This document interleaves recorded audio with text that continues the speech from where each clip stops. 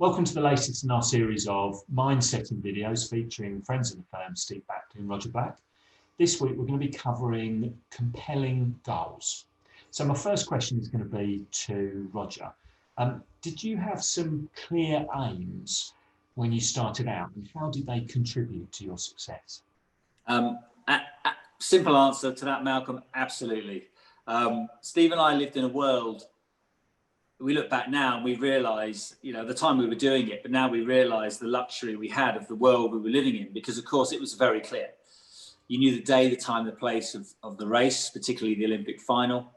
The Olympics weren't going to move for you, although that's been different, in 2020 for the athletes, it has moved.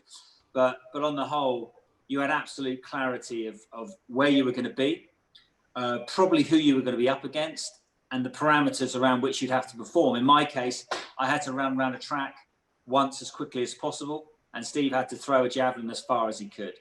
So setting goals wasn't a huge challenge. However,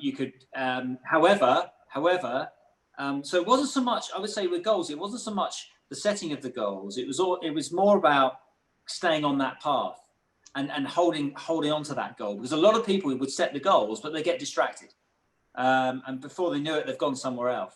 But I think the top athletes would have that absolute clarity of their goal. They'd visualize their goal, they'd write them down. But if they were blown off course, they'd come back on course as quickly as they could.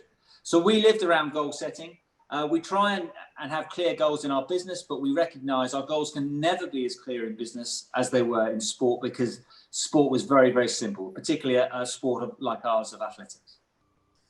Yeah, I think, Malcolm, the challenge we have as retired sports people, but then translating our anecdotes and our experiences to help individuals and teams in business, is as an athlete, you're quite inwardly focused. Even as a team of people who are helping you, have that kind of support team around you, it's very inwardly focused, because the external doesn't change very much. The reality, of course, as we know in the real world, is the biggest change is external, and planning around the environment in the wider sense of the word, the environment changing, and I include the politics and everything to do with the external in that phrase. The challenge is planning for that. But that said, it's why we feel that planning is even more important when it comes to designing the future of your business. And that's not to say that you set the future in stone and stick to these rigid stepping stones to get you to where you want the business to be in the future. We're definitely not saying that. But in our program, in the mind-setting program that we'd love to introduce you to, is we show you how to do that as an athlete. That gives you the structure to be able to apply that to your business. And then you can wake up every day with the clarity to take those stepping stones. And it's quite liberating, actually, because then you feel as though every day you're stepping towards an ultimate, success that's out there, that you've decided on what that is and where it's going. And how, it's not a stupid question, how do you stop people from continuously resetting their goals just to, almost accommodate their inability to step outside their comfort zone? Wow. That's a loaded question. You've got a specific example in mind, but the general answer to that is we should always be reassessing. Of course. Now, I think that, we would always encourage you reassessing. Are we on goal? Are you okay? Are you okay? Right, let's go again and hit the next landmark.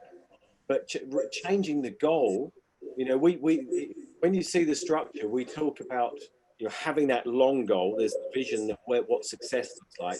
That's very different to day-to-day goals and the stepping stones that we're going to put in place, which may change, in fact, and should change, because, as we said before, the environment is changing around us. And if we don't assess and reevaluate and realign, then we're never going to get to the end goal. But the end goal doesn't change, surely. No, I think that's the point, isn't it? The dream, the overwhelming goal, must stay the same, but the short-term goals to get to that goal may have to change. Will have to change. Clearly, we've all had to change what we do. Not all of us, but a lot of us had to change how we do. But the ultimate goal of in our business of helping people improve their performance is still there. How we do it has had to change.